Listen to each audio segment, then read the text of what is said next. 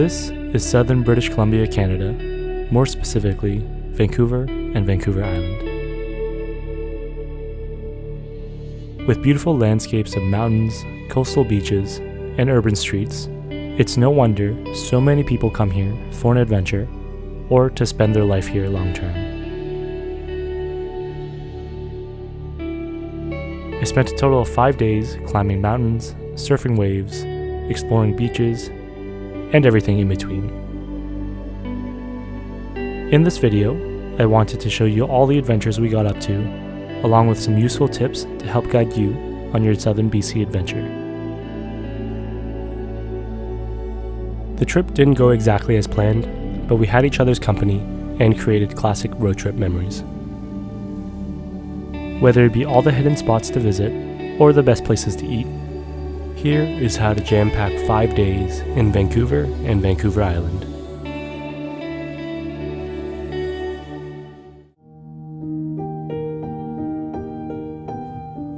For day one, we had landed in the late morning, so it was mostly just eating some food, random shopping, and getting settled in. Unfortunately, I'd lost most of my footage, but regardless, we had made some stops at Granville Island, Kids Beach, and shopped on 4th Street West.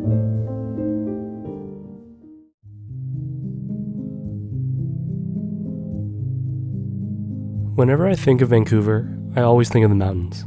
There's nothing more amazing than the busy city with a view of the mountains an hour or less away. With only 5 days here, I could only really fit in one hike, and what better choice than the Chief.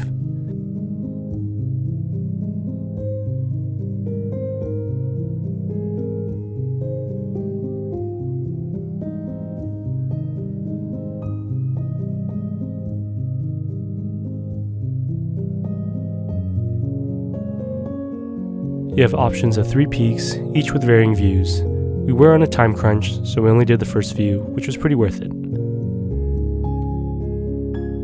The first peak took us about 3 hours in total, and was pretty much a vertical climb the whole way through, with an elevation gain of about 500 meters.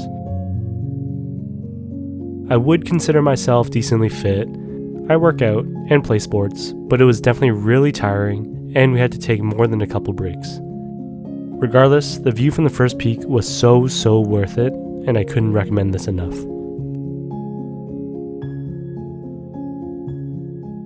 After our first hike, we zipped back into the city to our ferry to Vancouver Island.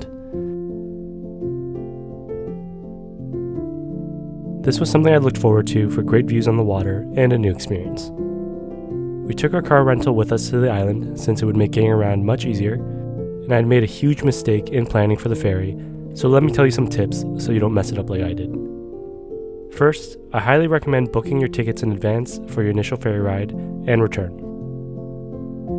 You don't need to do an exact round trip, as we booked a ferry ride out of Horseshoe Bay in North Vancouver to Nanaimo and a return trip from Victoria to South Vancouver. This was a nice option as it fit our road route on the island. The second most important tip is to show up to your scheduled departure minimum 1 hour to 45 minutes ahead of time. We showed up about 20 minutes before our departure time and missed our ferry. With it being the weekend, we ended up having to wait a total of about 5 hours to finally get on the third ferry. Even though we waited an additional 5 hours, it was an oddly fun experience as we watched some movies and explored the little seaside village. After finally getting on the ferry, you are able to explore the gift shop and grab some food in the cafe, although I'd recommend just waiting a little longer in the ride for food as the line was crazy long initially. However, the best part of the ride is standing on the deck, taking in beautiful views of the bay and surrounding water.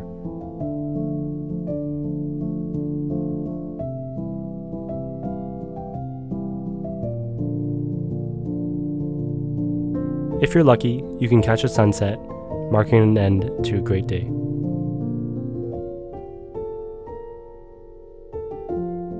Since we got to the island a lot later than expected, we missed out on a few planned stops, including the Old Country Market, Cathedral Grove, Rainforest Trail, and the Canso Plane Crash. Although if you get the chance, you should definitely check these out. Regardless, after a dark drive through the forest roads, we made it to our campsite for the night.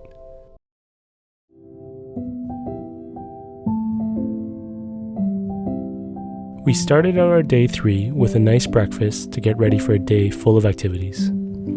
Upon just Googling some places nearby, I randomly found the Point restaurant. I heard it has a nice view, so I thought why not.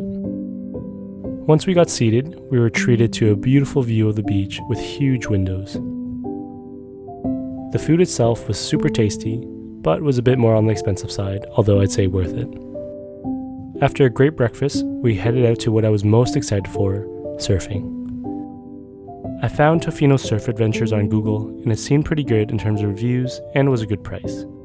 You can sign up as an individual where you will join a group of strangers to learn, or you can opt to do a private lesson.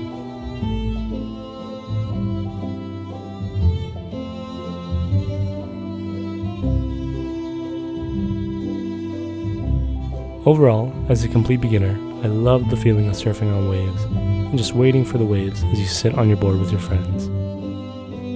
I definitely wasn't very good, but by the end, I was able to ride a few waves. Surfing here was definitely super beginner friendly as the waves weren't too big and our instructors were super knowledgeable. You can expect the lesson to consist of some safety and basics on the beach, followed by everyone hitting the waves with the instructors nearby to guide you and give you pointers as you learn.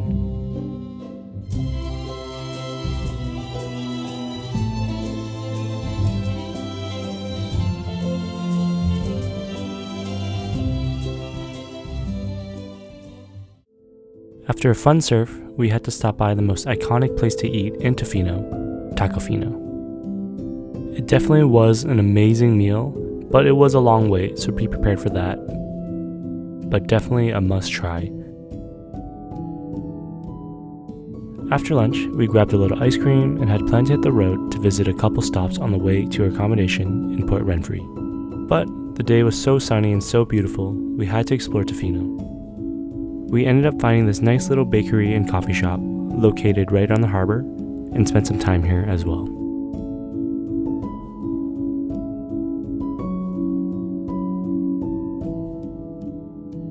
Afterwards, we finally got into the car to make our way over for a long drive. But along the way, we found unmarked but amazing little pit stops along the side of the road, like this turnoff with an amazing view of the bay.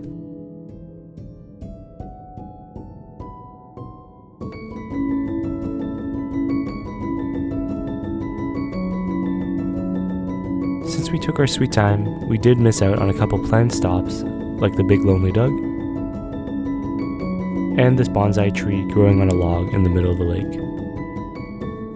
We did end up getting into our accommodation a little late, but it was a fun day regardless.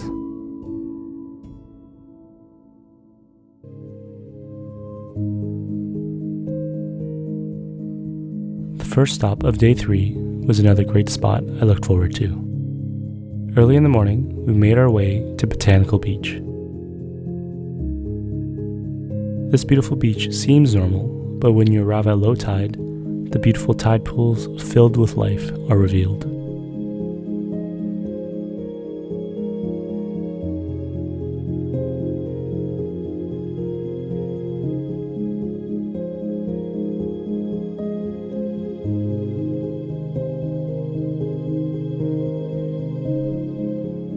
It is important to look up tide times to be able to come when it is low tide, so make sure you plan ahead. From the parking lot, it's a quick 1.5 kilometer hike through the forest to the beach. Exploring this was super cool as you walk between tide pools, each one with a surprise. We found some plant life, starfish, and even a small octopus. You could really spend hours here as there are so many tide pools and they're constantly changing. Definitely another must-see.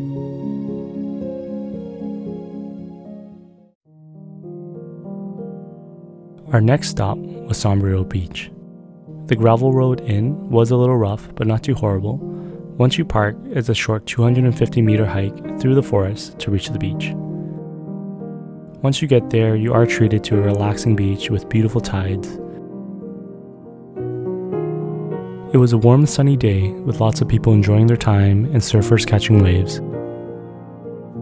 Although the beach was amazing, the real gem of this location is a hidden waterfall in a cave.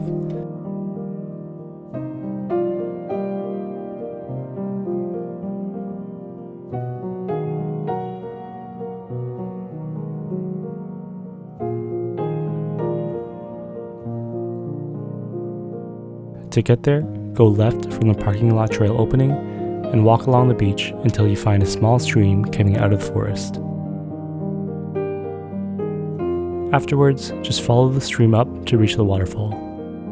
You end up walking in the stream, so expect to get a little wet. After taking it all in, we just ended up sitting on the beach for a while, watching the waves crash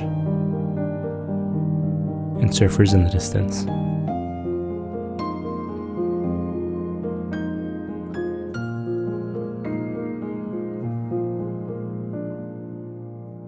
Our next stop was Sookes Potholes Provincial Park.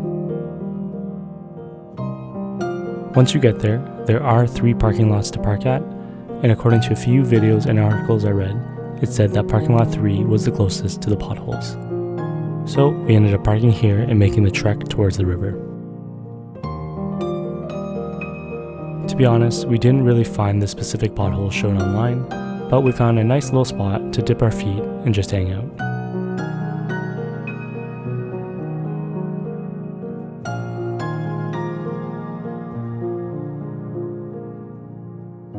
Even though it was October, the icy water was refreshing for our feet, and later on our body, after a day of hiking. After drying off, we headed into Victoria. Today was our last day on the island, with an evening ferry booked, so we had a quick bite and arrived extra early for a ferry back to Vancouver and drove home for the night.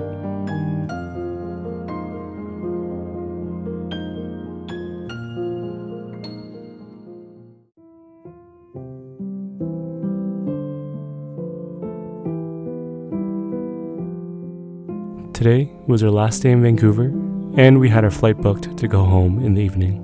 So we spent the day eating and shopping. We stopped at some local favorites, went thrifting, just traveled around the city, and took it all in. We honestly didn't do anything too special, but it was a nice and relaxed way to end our trip. Originally, I had planned to rent some bikes and bike around the seawall, but it just so happened that today was raining. Lastly, we finished off our trip with some delicious soup dumplings and headed for the airport to go home.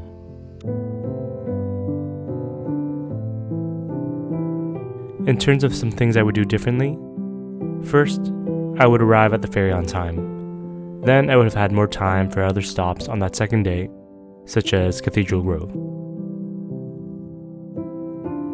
Another thing I would have changed would be to surf for longer. We had a total of 3 hours to learn and surf with instructors, but I wish I had planned a full day so I can improve more and enjoy the waves. Due to the length of our trip, I had to jam-pack a lot within 5 days, but if I had more time, I would definitely add another day in Tofino and another hike in the mainland, such as Panorama Ridge.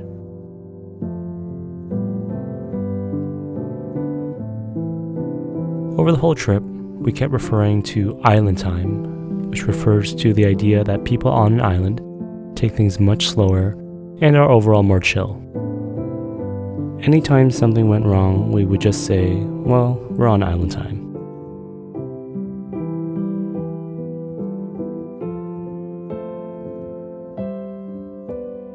I feel like this really summed up our adventure, as we just went with the flow, didn't stay too rigid with time while we hiked together, surfed together, explored together, ate together, and of course, waited together. Hopefully you enjoyed my trip and this video, and if you did, please consider liking and subscribing to help out the channel so I can bring you more content. If you have any questions, please feel free to leave a comment, and I'll see you on the next trip. Thanks for watching.